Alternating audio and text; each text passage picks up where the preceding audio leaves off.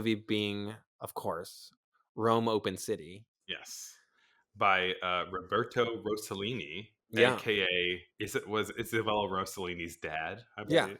Yeah. Go on to marry what's her name? Ingrid Bergman? Ingrid Bergman. Yeah. Thank you. Only someone very famous. Yeah, and I think this movie is immediately very interesting in that it is an Italian movie made like in the immediate aftermath of World War II. Mhm. That is, I mean, very thoroughly anti-fascist and is very much kind of about.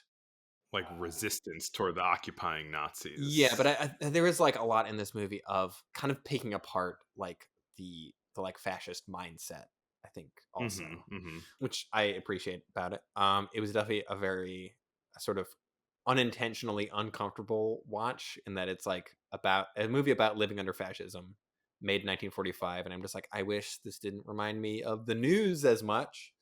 Yeah, yeah, it was like yeah, I was watching this movie thinking like, "Are we gonna have to develop this level of grit in the near I future?" hope You know? not, but it is like I'm watching that. I'm watching Andor again, and it's just like, oof, it is hitting me hard.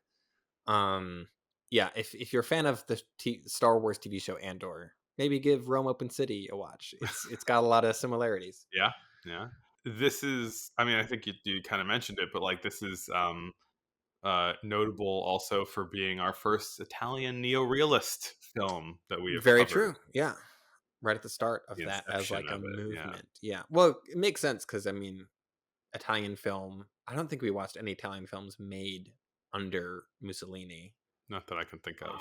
But yeah, it makes sense to have this like immediate. I guess this happened a lot of places in the world, like the kind of post-war boom of filmmaking Right, and and sort of also, like, you think of Germany after World War One, right? With, right. like, German expressionism as an expression of world Yeah, post-war troubles and yeah, anxieties, and then the Italians kinda channel it into this, like, their own kind of grim and gritty, like, hmm thing, less fantastical and more, kind of going the opposite direction. neo-realist. Yeah, Yeah. which also is interesting. I don't know what that like says about like the national character of each of those countries or whatever, but and also like different times naturally. Yeah. But like, yeah, I hadn't thought about it in those terms where it's like, yeah, all the post World War One German movies are like crazy expressionist fantasy things. Mhm. And then yeah, the like Italian boom is like, what if we made everything way more real Yeah.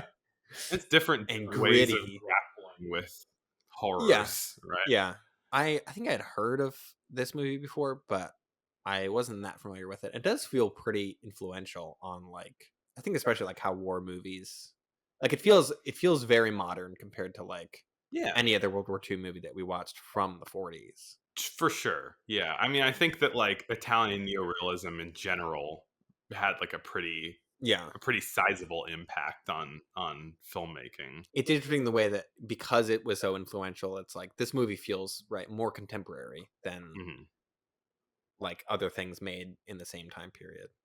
I guess so. Yeah. Just because it's like it's the use of film language now is like is taking from a lot of I think the same kind of places as this movie is. Like there's a lot more handheld camera stuff. There's a lot more location, right? It's all location stuff like shot in Rome, Which I like guess is typical of just Italian post-war. neorealist stuff. Yeah. Also just like seeing I think this about a lot of movies, but like I just think European World War II movies always feel so different from American ones because it's like happening they like the characters in this movie live in Rome Yeah. and there are two separate at times competing fascist armies that are like kind of fighting over it because it's like towards the end of the war and so it's like the Germans are occupying Rome but there's still a lot of Italian military there also. I think the movie doesn't go into that much detail about like what that situation is. I had to do a little bit of like extra reading up on it just kind of like fully understand what the even like what the concept of an open city is, which I didn't Right. know about, which is Mhm. like a city that is occupied but undefended, like is sort of like if you come invade this city, we won't fight you. I think to preserve like in Rome's case, like to preserve Rome. Like, please don't bomb Rome. Like, if you want to just Right. invade, that's fine. Like, Wow. just don't bomb us, please, Wha- because we have so many fountains here. I assume that it was mostly to preserve it as like a landmark yeah, city, yeah. the seat of Catholicism and all of that I mean, I guess crap. that, certainly is useful as far as the Nazis go, because we know that they had no trouble wiping out cultural, like, Hmm. institutions, right? Yeah, Americans too, if we're talking about Hiroshima and Nagasaki, like, or at least the A bomb, like, there were concerns about like wiping out culture hmm, with those, and then they didn't really listen yeah. to that. Well, I mean, there's a sort of some inherent racism, I think, on America's part towards the Japanese that there No. wasn't towards Europe. But yeah, Yeah. I mean, the Allies destroyed a lot of cultural landmarks, also. Yeah, yeah. This movie is, I don't know if there's really a synopsis that we can give. It's really more. It's like a bunch of just kind of resistance people Yeah, engaging in resistance activities. there is sort of an arc where it starts to kind of build in that them getting more organized and sort of like fighting back a little bit more against the occupying Nazis. And then there is definitely the third act of it is more of a descent where it's like, oh no, they're not actually like, this movie doesn't necessarily end on a super positive note. I guess it is an overall, I feel like the overall messaging of this movie isn't pessimistic. I mean, because this movie is made after World War II, Right. it is a There's movie that, like, you have an awareness that the Nazis are eventually going to lose, Yeah, but spoilers, that doesn't stop all of the main characters from being slaughtered, yeah, like, and tortured, yeah. tortured and slaughtered horrifically. But it is like there is definitely a feeling in this movie that I did find very compelling that like even some of the Nazis are like, yeah, we're doomed. Like this has all been a huge like clusterfuck, and we've just done all these horrific things in the name of nothing because we're gonna lose in like 6 months. Right. I mean, yeah, and there, like, in particular, I think you're talking about, there's like a scene where there's a kind of drunk Nazi Right. officer Who who, was a veteran of World War One also, so yes, he's this guy like, who's just like hated, yeah. he's this guy who's like so disillusioned and so over it all. Yeah, you like talking about thinking about the interiority of Nazis, right? Like, this guy's like a decorated, high-ranking officer who's been in two of the world wars, and he, like, has no illusions about the idea that the thing that they're doing is wrong. Like, Mhm. he's basically like, yeah, of course what we're doing is wrong. Like, how could you defend what we're doing? But Yeah. like, I'm here because it's my job, I guess. It's, yeah, that's very interesting. You talk about, like, the kind of the pessimism, optimism of this movie. One of the main characters is a Catholic priest, Mhm. and there are some, like, fun scenes with him, Right. like, He has the most fun scene in the whole movie. yeah. But, like, there's, like, a part where it's, like, you're watching, like, a Catholic priest trying to, like, carrying around, like, a bomb and, like, a Mhm. machine gun, which is kind of an interesting image. Another thing that I think is like really interesting about like World War II stories from Europe is that like yeah, that happened that like Right. Catholic priests were just like I guess I have to go bomb this place now. Like Yeah. that's the only way I can sort of like live with myself as like a good Christian. Yeah, yeah.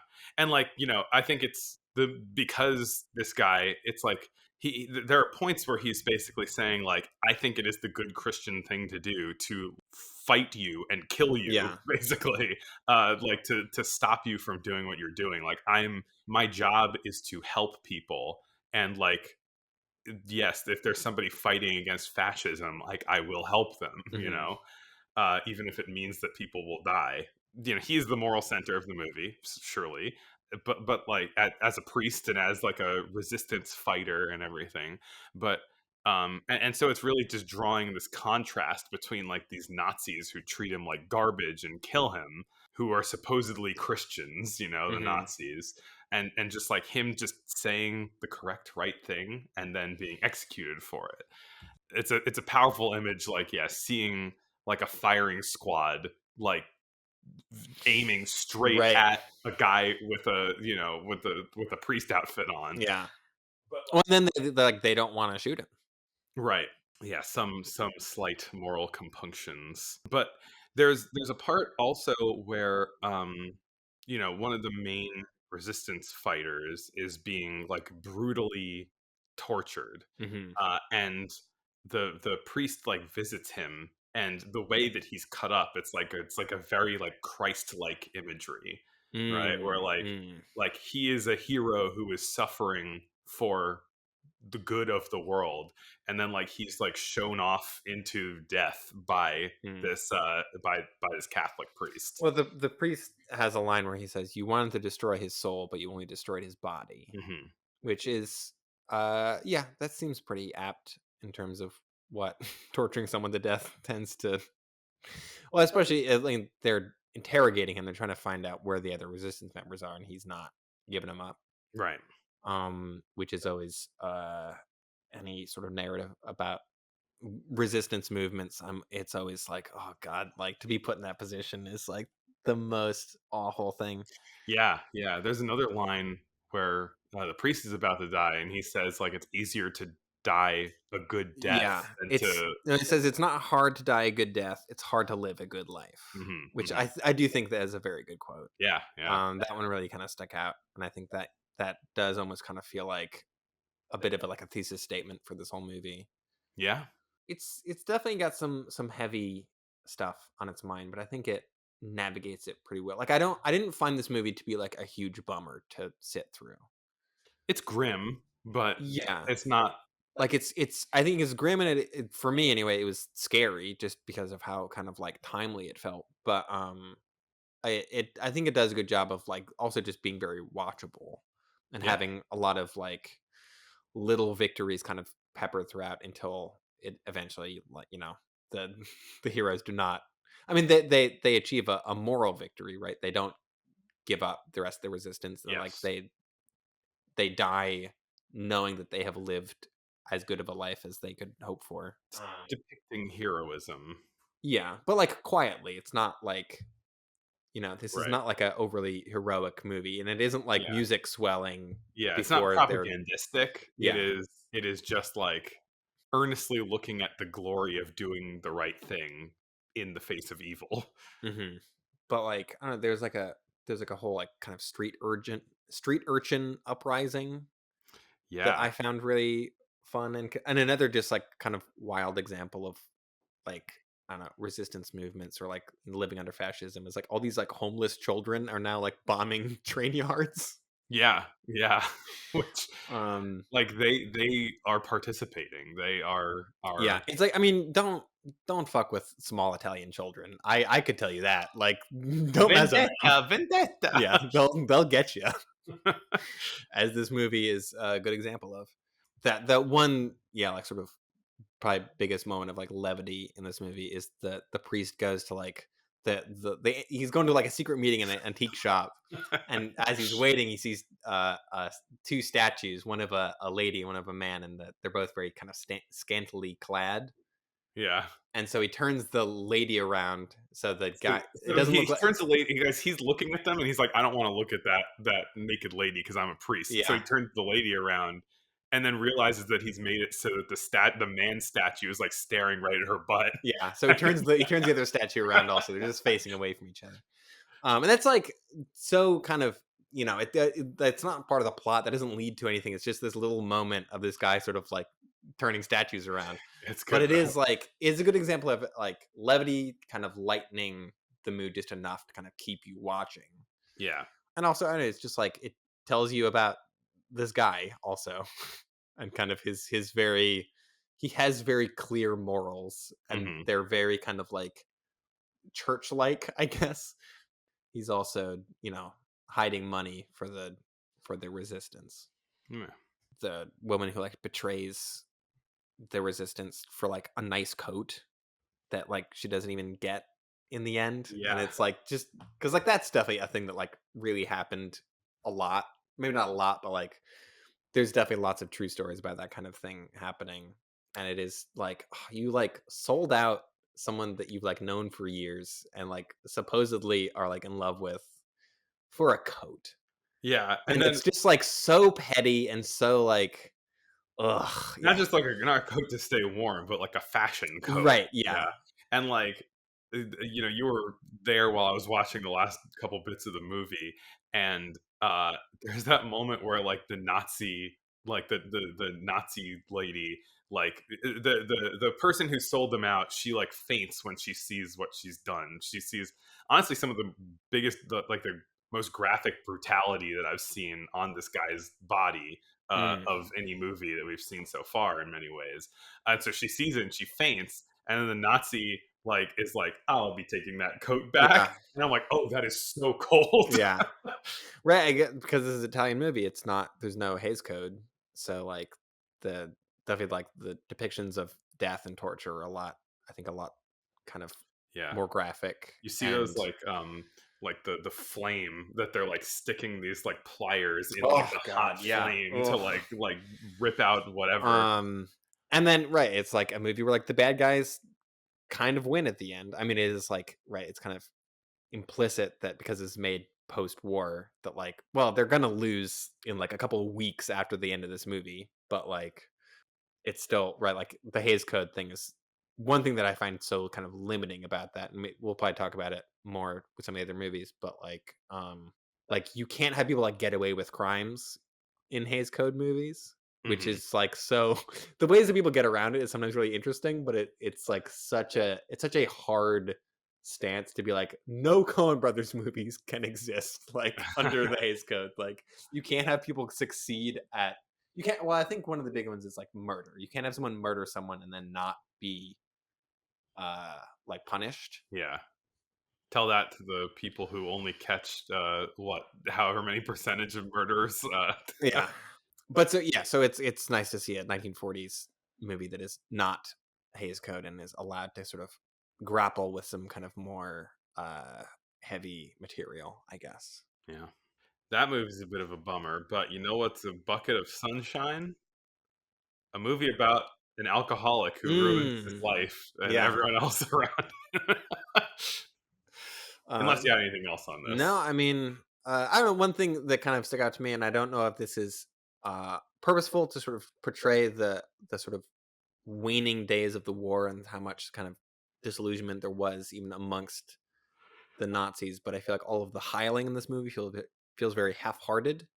That's And I interesting. don't know Yeah. if that is a deliberate choice to kind of show, yeah, the like a lack of morale, or if it's just because all the actors were like, World War II ended like 3 months ago. Like we're not putting our all into this hiling acting. This kind of reminds me of that the Titanic movie that we talked about that was starring the person Oh who god, yeah. Who was starring the on the Titanic? yeah, yeah, Yeah. she survived the Titanic, and we didn't get to see the movie because it's lost. But like they made a a movie about the Titanic that was released like 6 weeks after the Titanic happened, and they're just like. An actress was on the Titanic. We're going to take this obviously highly traumatized Yeah. person and put her on stage on Oh the screen god, right now. yeah. So I don't know, that was just it made me think about the like circumstances in which the movie was made. I guess kind of in a similar way to that.